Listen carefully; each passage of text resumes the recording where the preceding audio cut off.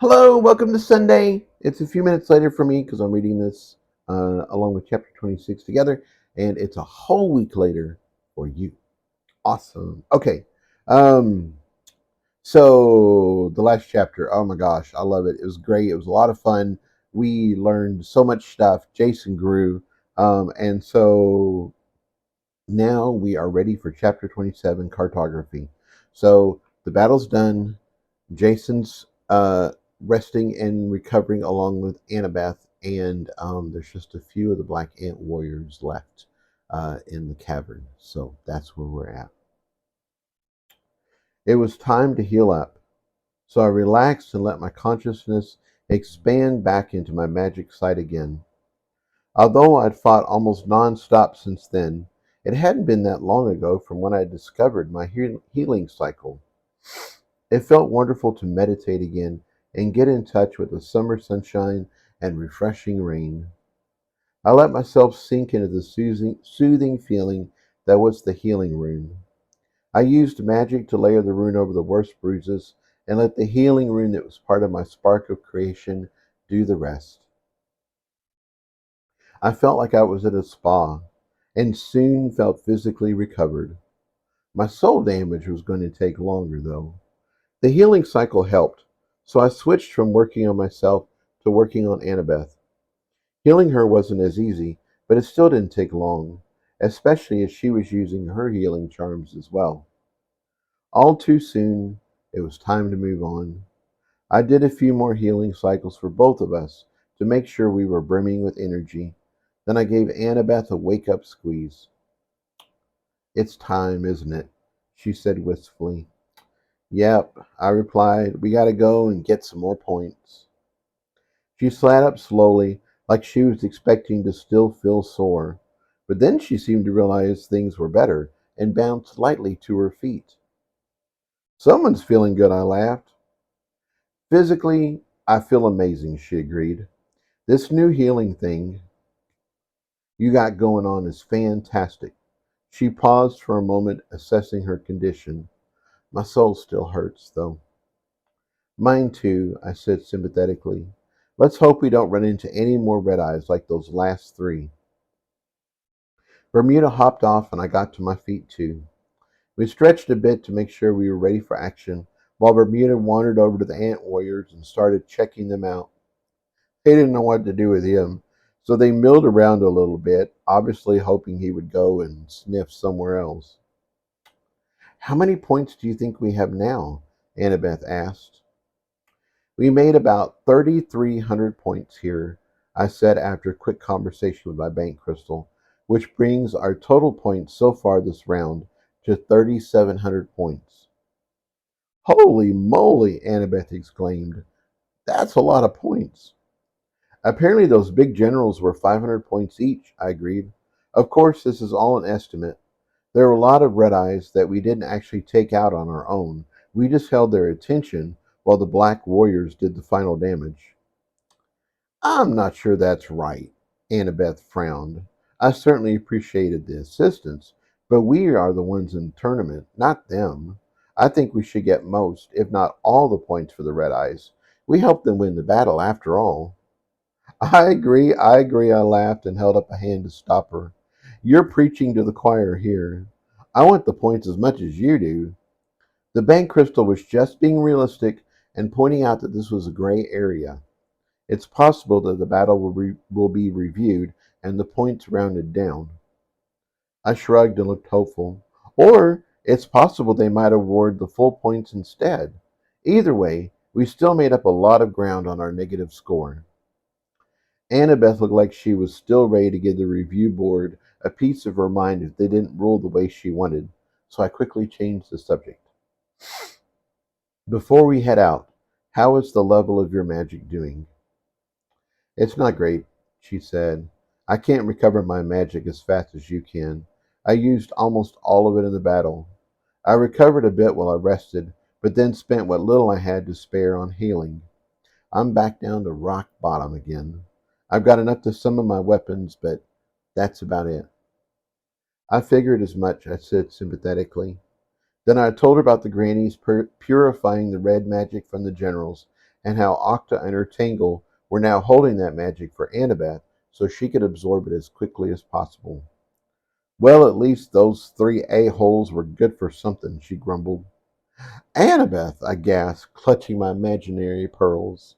Language, girl, language. My ears are burning. Oh, hush, she laughed. You said much worse than that before. Not so, I cried in full gay drama. My hand to God. My lips are as pure as virgin snow. Is that what Tyler would say? Annabeth asked with a twinkle in her eyes. Well, no, I admitted, thinking about some of the delicious and naughty things I'd done to Tyler. Sorry, God, I said heavenward. It seems I spoke too soon. My bad.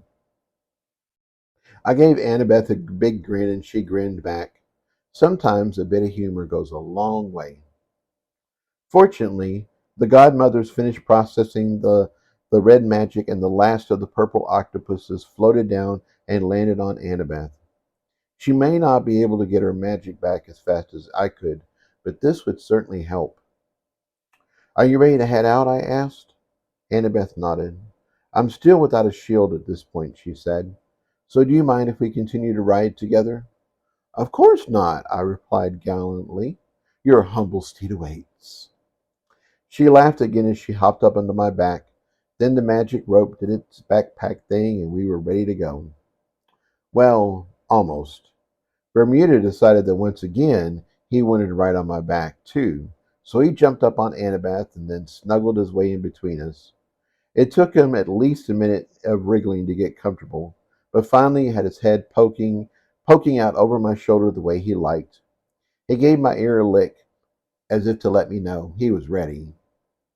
Giddy up, Annabeth called, and I was all ready to make clippity-clop noises and trot off in true Monty Python fashion before I realized I had no idea where we were headed.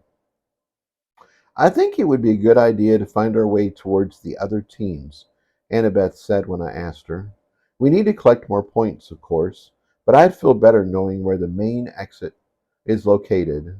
There have been a lot more tunnels down here than I expected. It would be easy to get lost and lose the tournament just because we can't find our way back to the exit portal. Agreed, I said, and I'm hoping our little friend can help us with that. I turned to the worker who was still waiting patiently. I felt for our connection and sent an image of where we wanted to go. I didn't know what the main entrance looked like, and I certainly had no idea how the tunnels were laid out. So instead, I sent a general thought of teams entering the underground and spreading out to find red eyes. I needed to find these other teams, and hopefully they would guide me. What I got back was way more than a general set of directions. Instead, I received an overwhelming sense of acknowledgement and accomplishment. It felt like every ant in the colony had joined our connection and had stepped forward to personally thank me for my contributions. I had saved lives, saved resources, and helped establish a renewed future for their clan. I had no idea how the worker was communicating so much, but it was overwhelming in a good way. The ants considered me and Annabeth to be one unit, especially since they couldn't communicate with her in the same way. I quickly started messaging everything I was receiving to her. Needless to say, she started tearing up, and I did too. It felt like we were at the Oscars and we just won the biggest award of the night. The crowd was on their feet and they were all clapping and cheering for us. The whole thing was massively affirming, and I felt a tremendous sense of affection and belonging. The worker seemed to take it all in stride, and I had to wonder, is this what being an ant was like? Was being part of the colony this good? It felt like we had come home. In a very real way, it was the opposite of what the Red Eye Generals had tried to do with us, and receiving all this positive emotion helped heal some of the damage they'd caused. Annabeth especially. I'd experienced their attack more like authoritative pressure. She'd felt it in a more raw and emotional way. For her, it had been a screaming beatdown with an underlying layer of pure meanness. Their thanks warmed my soul. I know it I knew it did for Annabeth too, as she'd started messaging me back. Their acceptance soaked into the cracks of my defenses and soothed me in ways I didn't know I needed. I thought I was the healer, but in a very real way, they were healing me. I would never have allowed this to affect me this much in a human interaction. I'd have gotten embarrassed and made jokes to deflect all the attention. Connected as the worker and I were, though, all that affirmation slipped past my defenses and landed right on my heart. I had to fully acknowledge that I had made a difference to this family, and now that accept Annabeth and I as one of their own. We would probably never see this colony again after this round of the tournament, but we would always have a home here. I don't think ants tear up, so they were slightly confused with our response. I quickly assured them these were happy tears, and it was something our species did to show emotions. We were thankful we could have been of service to the colony, and we were grateful for their acceptance. Satisfied that their message had been received, the remaining black warriors turned and raced away. The rest of the colony left our connection, and soon it was just me and the worker ant again. The contrast was striking, and I felt like everyone had gotten up and left the Oscars. Someone had even turned off the lights, and now it was just me and my friend on stage. It didn't seem to faze the worker at all. He imaged me that he would be our guide whenever we were ready. I was still backpacking Annabeth in Bermuda, so I imaged back to him that we were good to go. Wasting no time, the worker turned and led us down a tunnel at the far end of the cavern. It wasn't a big tunnel like we traveled so far, and Annabeth had to duck down to keep from smacking her head against the ceiling. It still had moss and a bit of light, though, so it was fine. The small tunnel wound around a lot. I got the impression the ants used it, but it wasn't made by them. The workers seemed to feel we were going slowly, but it felt pretty fast to me. I was carrying two others, and I didn't know where we were going, so a steady jog was just fine. As I ran, I realized I still wasn't fully recovered. My body was fine. I was running easily and I had energy to spare. And emotionally, I was good too. It was my soul that felt strained. It wasn't debilitating. It just felt like I'd spent 16 hours in a high stakes poker tournament where every move could spell disaster. I discovered in my past life, before the house, that mental and emotional fortitude is a big part of winning poker tournaments. It's easy to stay focused and sane for a few hours, but once it gets beyond that, the pressure starts to take its toll. Players begin making silly calls, not because they don't know better, but because they feel like they should be doing something more to get ahead. The pressure gets to them, and they either do too much and go all in, or they do too little and fade away. Either way, they lose. This felt a lot like that, and I made a mental note to double check any future decisions. There was still a lot of life left in the second round of the tournament. I didn't want us to do too much and get knocked out, or do too little and miss a big opportunity to catch up on points.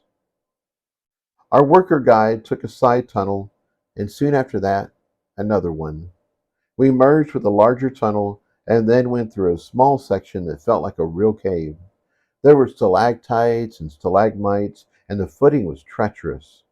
The worker ran along the wall, which was mostly clear of obstructions. I wished I could run along the wall, but I wasn't at that power level yet. Maybe someday. I saw a few creatures, but they either ignored us or ran away. Most of them were ants, although they were clearly a different blah, although they were clearly a different variety from what we'd worked with so far. They were mostly shades of black and brown, although I saw one that seemed to be yellow. Some had one big body segment in the middle, and others had two smaller ones. Most of them were smaller than our worker, though, which I thought was surprising. I guess the colony we'd helped defend was one of the larger and more powerful in the area. Maybe that's why the three generals had targeted them? Or maybe I was just reading too much into this. Maybe they were just rabid crazy and our colony had happened to be in the wrong place at the wrong time. Either way, we didn't run into any red eyes until we took our fifth turn. Then we found red eye, a lone level 1 red eye harassing three smaller workers. Our guide quickly stopped and got behind us, and we were more than happy to go to work. Annabeth stunned it with a bash to its antennas, and I spiked punched into my special place in the head. After fighting multiple level 3 monsters, this felt like a walk in the park. A saber sawed through its neck, collected the points, and we were on our way. Easy peasy. As we continued on, I encountered a few more of them. They were mostly single fighters, though, and they barely slowed us down. We did face off against a group of three at one point, but even that didn't seem hard. Annabeth taunted them, I grounded myself in the earth, and we punched their lights out. I gotten used to the chitin from a level 3 red eye, so these guys felt like they were covered in paper mache. I sliced them apart with ease. We need to make sure our guide stays safe, Annabeth noted. She sounded concerned. She'd been paying attention to every junction we passed, and she'd been targeting her echolocation behind us, so we'd know what the tunnel sounded like when we had to or if we had to retrace our steps. We've come a long way, and I'm no longer sure I can get us back to where we started, she continued. I've been counting how long we traveled down a tunnel and how many branches there are, but now I've lost track. Thank you for trying, I replied. I've lost all sense of direction long before this point. I would have said more, but I felt my bank crystal tugging at my attention. Hang on one sec. What's up? I asked my bank crystal. I couldn't actually send my awareness to go and see it as I was still running. We could chat though, although it wasn't as nice. I'm assuming the top of the tunnel? It sounded confused. Or if you want to go higher, the surface of the mountain? I'm unsure of why you asked the question. Are you suffering from vertigo again? It doesn't feel that way. Oh no, I laughed. I'm fine. I wasn't actually asking what was above me. What's up is just an expression which means, what are you up to? So, what did you want to talk about? This is noted. The bank crystal sounded like it was actually making a note somewhere. Your urban slang is a bit opaque sometimes. Urban slang? I guess colloquial expressions changed all the time, and this was a new one for my stamp. Regardless, I have a sense of your current directional ambiguity, it continued, or rather, regardless, I have a solution for your current directional ambiguity, it continued, or rather, the bank has a solution that I can provide. Perhaps it would be best if you stopped and gave this your full attention. It could involve parting with a significant number of pearls. A significant number? That sounded expensive. Given my thoughts earlier about making good choices, I really should give this my full attention. I need to stop for a sec and talk with my bank stamp, I said. I didn't go into more detail as I didn't know what it was proposing yet. Of course, Annabeth said cheerfully and got down off my back. Do what you need to do. Our guide, seeing we had paused, circled back and waited patiently. I thought Bermuda would hop down, but instead he stayed where he was and decided to take a bath. His constant lick, lick, lick was distracting, but I tuned it out. I did a quick scan of the area to make sure we were alone, then zoomed into the bank crystal's hall to have a chat. The hall reminded me of Hogwarts, with statues that moved, mysterious doors, and enticing passages that made me want to explore and discover hidden secrets. The place could have easily felt dark and foreboding, but instead it felt comfortable and safe. The center of it all was my bank crystal, radiating a welcoming light. I walked up to the stone that was taller than me and gave it a warm hug. It glowed even brighter and sent a welcoming feeling back. In many ways, it was just a construct of the bank, and I'm sure most mages treated their stamps like tools. I treated mine like it was one of my marks, with a life and personality of its own. In return, I had 100% affinity with my stamp, and it did its best to look out for me. Greetings. It sent an image of two learned men bowing respectfully to each other. I appreciate that you paused the tournament and honored my request to come here today. I know time is of the essence, so I will get right to it.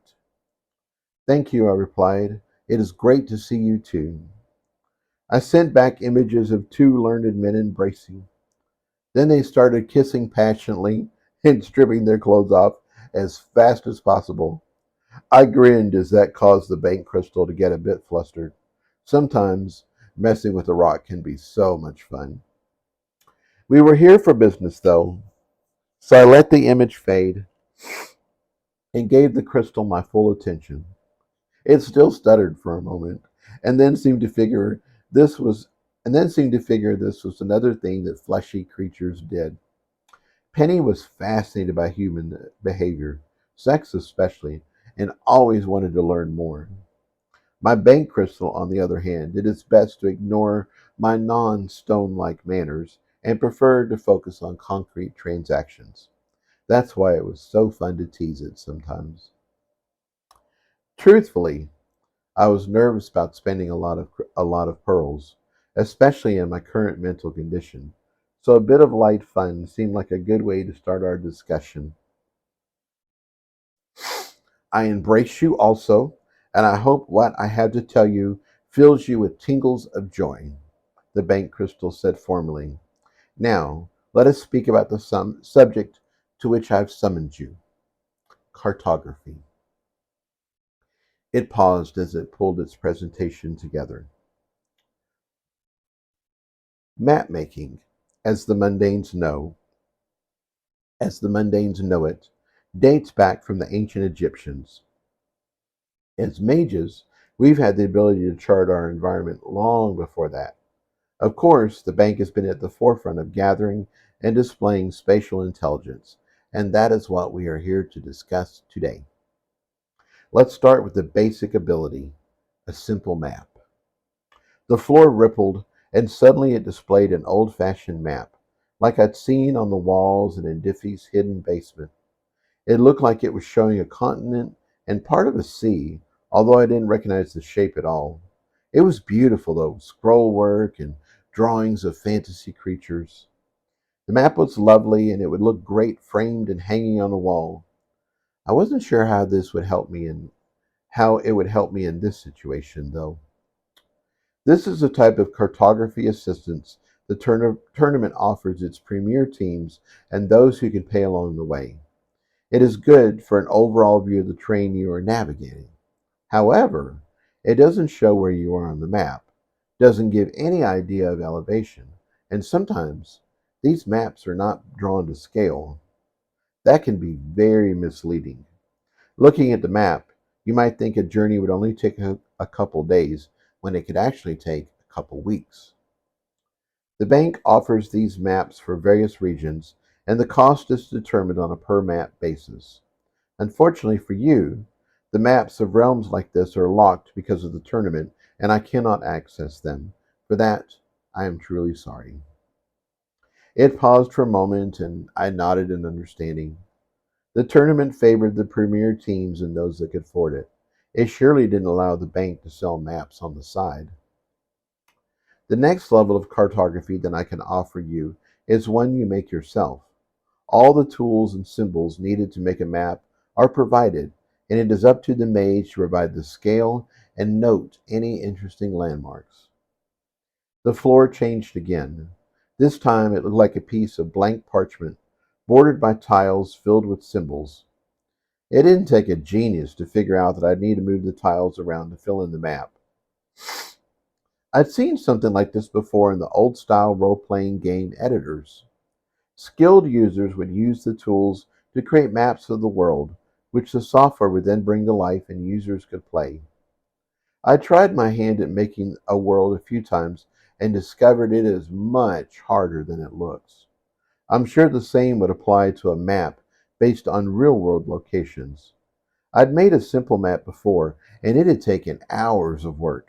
Cartography is not for the faint of heart, or those with little time. This style of map, or this type of map, is available to the lowest level of affinity with the bank, and it's also our least expensive. The cost for these tools, as well as the storage for your maps, is 100 pearls. I already knew this was not for me, and I quickly shook my head. The next level of cartography available is a basic dynamic map. It's dynamic because the map fills in as you move around. The scale of the map and major locations are provided by the cartography magic itself. Once again, the floor changed, and this time the map looked like something from Heroes of Might and Magic or Baldur's Gate. The majority of the map was black, and as the mage moved around, the world was uncovered in a small space around them. It looked very old school, though, and detail was lacking. As you can see, this provides an excellent frame of reference for where you have traveled. This level of map making is basic, however, as the mage cannot add their own reference notes as they travel. It also doesn't take into account elevation, and all maps are only one level. Because it is dynamic, the affinity level of the mage needs to be much higher, at least 20%. The cost for this type of cartography, as well as storage for these maps, is 1,000 pearls. Wow, the cost for that sure went up quickly. Already knew this wouldn't work for us either. This type of mapping was great for a single level RPG game, but it wouldn't work well for real life. Real life has elevation, different types of terrain, monsters that threaten your progress, and a lot of other things. If I was going to buy cartography magic from the bank, it needed to be able to do a lot more than this. Are you interested in basic dynamic cartography, or should I continue? The bank crystal asked. I'm not interested in the basic level, I replied. The bank crystal started to explain the next level, but I interrupted. While this is a fascinating introduction to the world of map making, and I personally love the way you roll out the incremental enhancements to the bank's services, I'm afraid I need to speed this process up. Unlike when you were modeling the different types of mage suits, I have people waiting on me. I'm sure you already have a level of cartography service that you feel would work well. So can we just skip the build up and go straight to that product? The bank crystal gave a long mental sigh, and I clearly felt his disappointment. It really enjoyed being a bank ambassador. More than that, it enjoyed providing the solution to a problem I was facing. That made it feel valuable and part of the team. I'm so sorry to have to do this quickly, I said. I personally have always been fascinated by maps, and I love nothing more than to savor every advancement in map making. We can still do that too, just not at the moment. How about after the tournament, we set aside a couple hours and spend some time going over the options? Does that sound good? That is agreeable, the crystal said, and gave a quick pulse of warm light. However, I have a concern that without the proper context, you will judge my selection too harshly. I've carefully weighed all the options, and I believe it will serve you the best, both now and in the future. However, I think you will feel the cost is significant. Then let's just get that out of the way, I said confidently. How much is this cartography service you are recommending?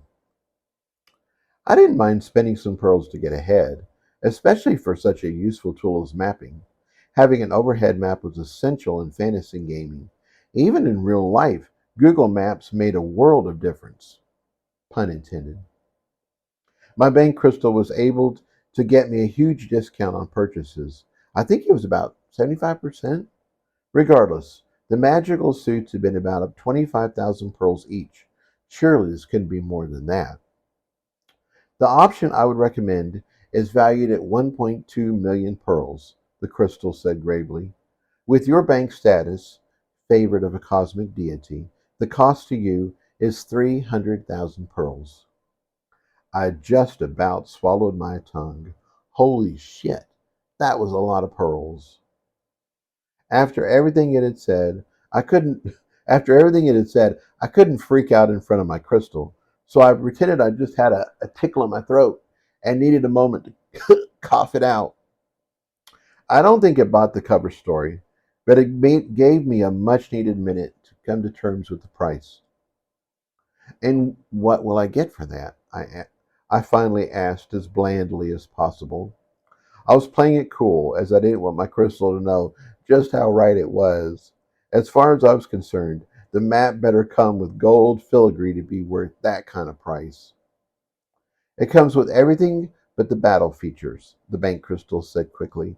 It's fully dynamic, fully 3D, and has the highest level of detail. Everything you see is recorded for future analysis. This includes both your natural sight as well as all your magical senses. In addition, it comes with an assistant mode.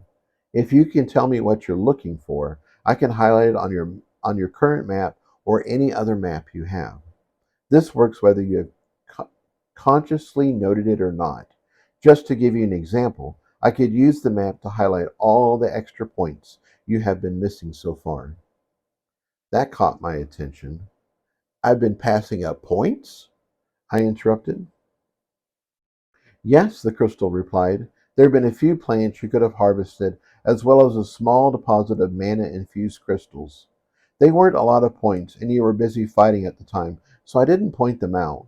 But with the new cartography skill, I wouldn't have to. They would automatically glow for your senses as you moved along. Really? My mind started spinning with the possibilities. So I could just tell you what I'm looking for, and I'd either see it on the map or it would highlight itself in real life? That is correct. The crystal sounded excited as I wasn't dismissing its costly solution out of hand. So let's take a recent example, I said. I could have quickly scanned all of Indifi's rooms and added them to a map. Then, whatever she was asking for, I could have just referenced where the item was and went straight to it. Is that right? That's a perfect example of what's possible, my crystal agreed. Another example would be if you were looking for someone in a crowded space. As long as you knew their features or their magic signature, the cartography skill would highlight them for you. That feature alone is worth a half a million pearls. Or, with your discount, 125,000. It's incredibly useful and very versatile. Once older mages discover what's possible, they often spend years saving for the upgrade. Of course, it's also limited by affinity level as well, requiring at least 60% in order to function well. While I agreed this was a useful addition to any map, I wasn't sure it was worth a half million pearls. It seemed like an excessive valuation. Although, who knows? Maybe I would find that I used it all the time. That would be very useful, I agreed as neutrally as possible. I still wasn't sold on buying it yet. What else does this level of cartography skill do for me? It's an illusion breaker, my crystal continued, although it really works by highlighting what your own magic is already capable of seeing. Since your magic sight is top notch, I can imagine it could see through any attempt at the enigmatical arts. Oh, that sounded exciting. Now we were getting into real Dungeons and Dragons stuff. While we are on the subject of your magic sight, I'd like to point out that this level of cartography records every sense you are able to pick up. So it not only captures the look of an object, it also captures the taste, smell, and feel of it as well. That requires a lot more storage than just basic sight and magical signature. This level of skill accounts for all senses and provides unlimited storage for your first 200 years. I nodded as all that made sense. That was sort of like paying for extra gigs with my email. Another feature is the map tracking system. You can tag an enemy with a special tracker, and it will show where the enemy is in relation to yourself. This works even if the enemy moves outside of the range of your current maps. You can also use the feature with a friend. If you find they might be in danger, Or you can also use a feature with a friend if you feel they might be in danger. If you purchase this upgrade, I would suggest you put a tracker on Annabeth. That way you can always find her if you get separated. And speaking of Annabeth, you will have the ability to share your maps and some of its features with up to 5 people. Any more than that, and you start encroaching on battle magic, which costs in the range of hundreds of millions of pearls, even with your discount. Sharing your map with Annabeth, as limited with sight as she currently is, should be a comfort to her, especially if you put a tracker on yourself as well. Knowing she can always find you again should something happen would provide a new level of reassurance. I had to admit, this cartography skill was sounding better and better all the time. The final reason I picked this level of skill is the bank crystal paused dramatically and rainbows of light flashed across its surface. It has the ability to chronicle from more than one point of view. Huh? Why was that useful? Oh, do you mean that my soul creations can map for me? I asked, finally showing my crystal the excitement he was expecting.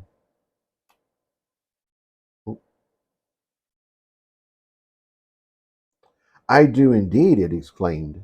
Anywhere your senses allow you to see can be mapped. Anything you can see, since you can see the world all around your creations, you can map it as well. And best of all, you can map around all your soul creations at the same time. Wow, this could be a game changer, especially in my current environment. I trust you can see the value in what the bank has to offer you. The crystal sensed this was time to seal the deal. I also trust that you believe in me, that I have only the best in mind for you.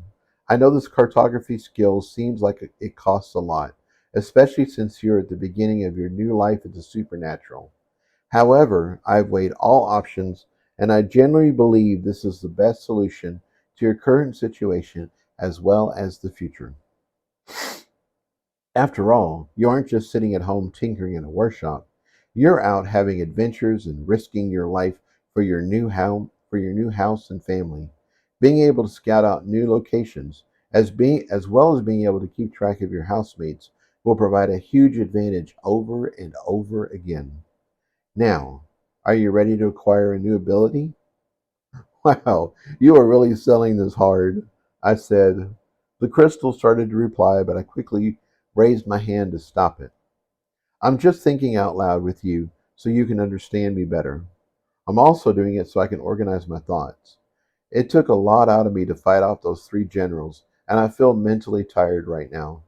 When I feel like this, I like to take the time to discuss the situation and come to the best decision.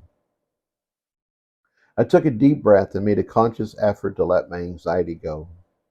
It felt so good. I did it again. Let me begin by saying I trust you completely. I told my bank crystals sincerely. Your recommendation alone is enough for me to purchase this. I felt feelings of warmth and happiness radiating from my faceted friend. I see all the advantages you've talked about, and I'll probably discover even more ways to use the skill as we go along. If I had money to burn, I would buy this in a heartbeat.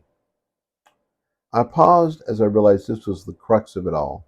This was the root of my hesitation. What is holding me back is that I don't know how I'm going to get more pearls in the future. If I had a steady source of income, I'd feel a lot better about making a big purchase. I know I've been very lucky so far. I have over 600 I made over 600,000 pearls betting on myself against someone who is a lot older and a lot more experienced. The betting odds on that fight were crazy good. I don't expect to get odds that good again. Then this wacko shows up out of the blue and then this wacko shows up out of the blue and wants to bite off a finger. He's so sure he'll come out on top that he bets 400,000 pearls, which is just nuts. It was wonderful to win the money and keep my finger, but I can't expect things like this to continue to happen. I have over 1 million pearls in the bank, which is a huge windfall, but I find I'm reluctant to part with it. I'm used to playing poker, where my stash is my safety net. As long as I have the stakes for a tournament, I can always turn a bad streak around. That's why I'm hesitant to make such a big purchase.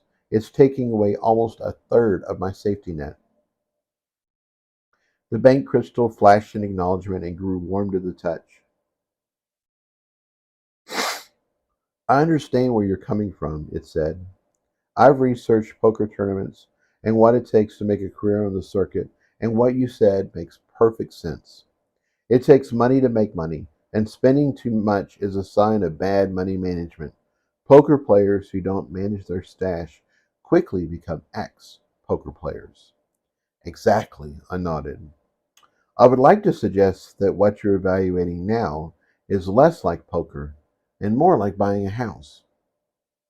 The crystal continued. When you're buying a good or service, the rules change. Money on its own is no longer useful. It's just a number in the bank. It's nothing but pure potential until you turn it into something else. Money won't keep you warm at night or provide a dry place when the rain comes. Money on its own won't give you a space to relax in. It's not until you exchange your money for a house that you have a place that is warm and dry. Exchanging money for a bed gives you a cozy place to sleep. Looking at other examples, you can't eat pearls or wear them like shoes. Pearls are nothing but potential. It's not until you exchange them for a good or service that you finally have something useful. In this case, I'm suggesting you invest in a service that will help keep you alive, both now and far into the future.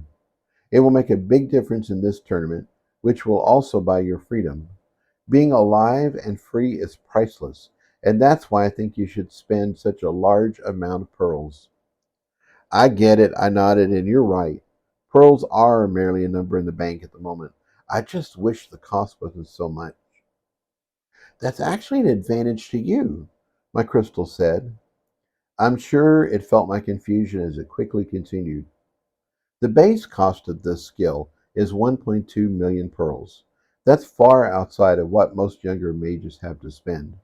It's also far outside of what most young schools have to spend. That means that in this tournament, it's likely that you will be the only one with this advantage. That is huge, and you need all the advantages you can get in order to win. In fact, it paused thoughtfully. What are the odds of you having a million pearls to begin with, or having the affinity level with me that you could even get this skill in the first place? I'd say it was at least to a million, one in a million, maybe a lot more than that. It wasn't until the crystal said it that I realized just how incredibly lucky I was. And when he talked about such long odds, that made me think of the All Rune. He worked with probabilities, and this felt like his work. As if I'd summoned him, I felt a brush of his power. It felt highly satisfied, like another one of his plans had blossomed into fruition. All right. And I'm not leaving you on a cliffhanger. This is not a cliffhanger, but this is the end of that little piece of scene. And we will continue next week with where are we at? Mo Memory. All right. See you guys then. All right. Take care. Have a wonderful day, rest of your day, and a wonderful week. All right. Bye.